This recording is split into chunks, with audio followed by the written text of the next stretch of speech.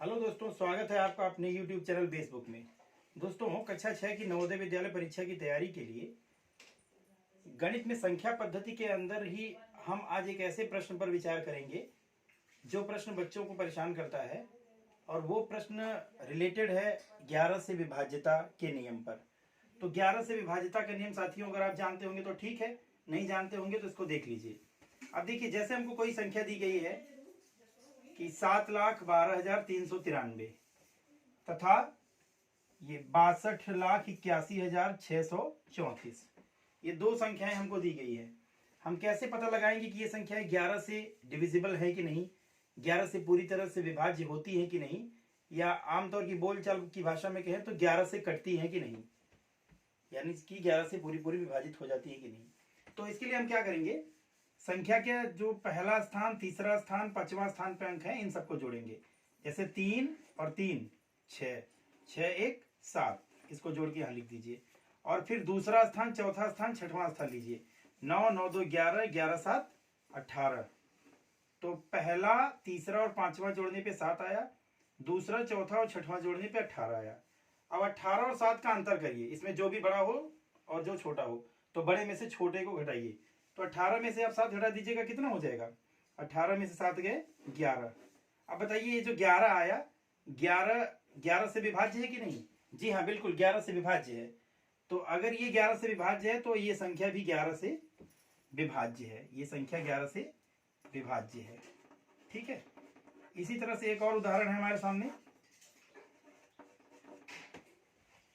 देखिए, अब इसमें देखिए, पहला स्थान, तीसरा स्थान, पांचवा स्थान, सातवां स्थान। 4 6 10, 10 8 18, 18 6 24 आया जोड़ने पर। और दूसरा स्थान, चौथा स्थान, छठवां स्थान जोड़िए। 3 3 1 4, 4 2 6। अब इसको जोड़ने पे 24 आया, इसको जोड़ने पे 6 आया है। तो 24 में से 6 घटाइए, 18 आ रहा है। तो 18 जो है वो तो 11 से विभाज्य नहीं है, इसलिए ये संख्या भी 11 से विभाज्य नहीं है, विभाज्य नहीं है।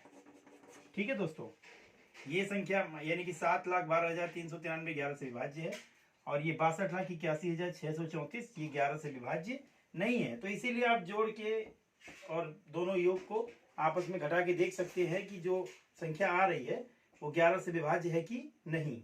ठीक है। और दोस्तों, इसमें कभी कभी क्या होता है ना, घटाने पे शून्य आ जाता है।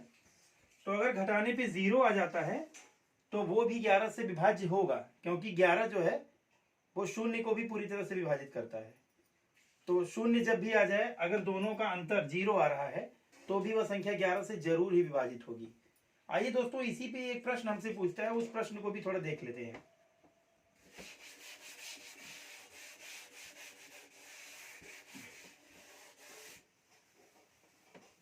जैसे ये प्रश्न आपके सामने अगर दे दिया जाए, खाली स्थान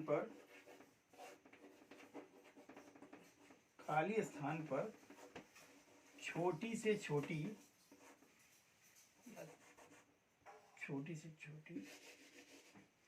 छोटा से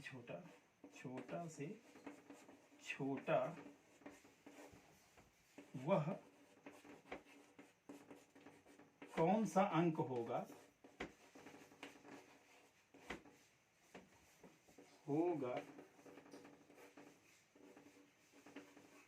जिसे भरने पर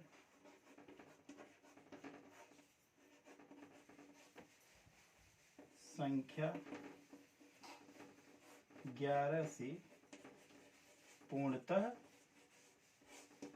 विभाजित हो जाएगी।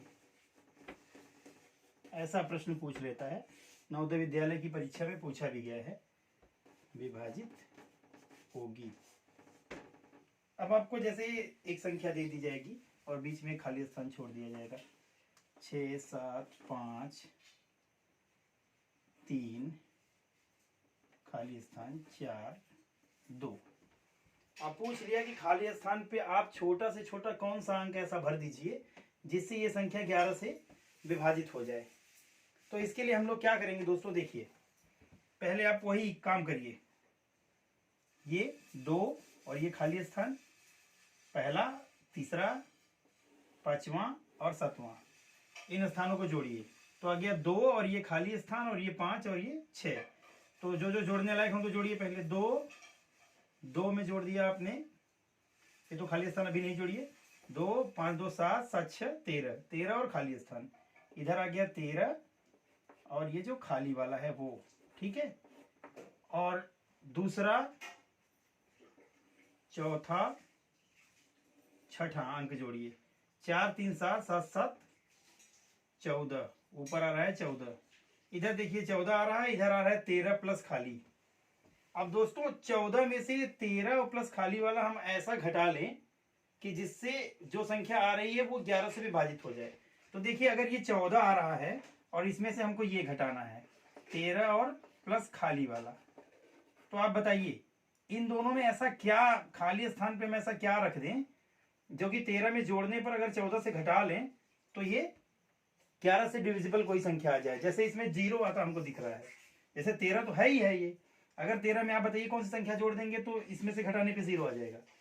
हाँ, 13 में 1 जोड़ दीजिएगा, 13 1 14 हो जाएगा। तो 14 में से 14 जब घट जाएगा तो आपका हो जाएगा 0, यानी कि खाली वाले स्थान पे आपकी संख्या क्या आनी चाहिए, 1। सही उत्तर है 1।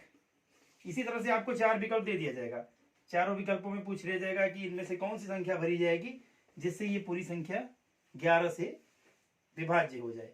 तो ऐसे सवालों में ध्यान रखिएगा, ऐसे जोड़ लीजिएगा। पहले जोड़ने के बाद आप घटा के देख लीजिएगा कि घटाने पे हमको कम से कम कौन सा ऐसा छोटा अंक मिल रहा है जो कि 11 से संख्या को विभाजित कर देगा। तो दोस्तों इस तरह के सवाल का आप लोग अभ्यास कर लीजिएगा। और वीडियो अगर आपको पसंद आए तो प्लीज लाइक करिए, शेयर करिए और सब्सक्राइब करिए। अपने और दोस्तों को जिनके लिए यह जानकारी उपयोगी साबित हो सकती है उनको जरूर दिखाइए। धन्यवाद, नमस्कार।